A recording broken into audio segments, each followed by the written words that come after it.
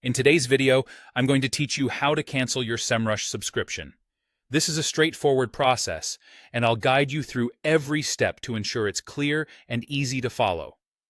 First, you'll need to open your preferred web browser. It could be Chrome, Firefox, Safari, or whichever you are comfortable using. Simply type Semrush into the search bar and hit Enter. Look for the official Semrush website among the search results and click on it.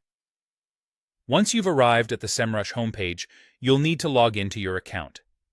If you already have an account, click the Log In button at the top right corner of the page and enter your credentials. However, if you're new to Semrush and need an account immediately for some reason, click Sign Up and fill out the necessary information. It doesn't take long, and soon enough, you'll be ready to proceed to the next step. Now that you are logged in, direct your attention to the top right corner of the Semrush dashboard. Here, you'll find your profile icon. Click on this icon, and a drop-down menu will appear. From the options available, you'll want to select Subscription Info. This will take you to a page containing all the details about your current subscription. On this page, you will need to find the Cancel Subscription button. It's usually quite visible, but if you can't find it right away, don't worry. Sometimes you need to scroll through your subscription details a bit. Clicking this button will initiate the cancellation process. Be prepared for possible confirmation prompts that will appear to ensure that you genuinely want to cancel your subscription.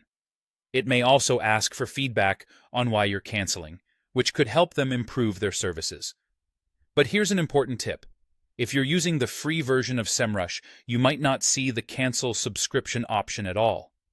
Instead, look for a Contact Us link.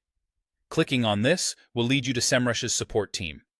They are typically very helpful and responsive and will guide you on how to cancel your free account if that's something you wish to do.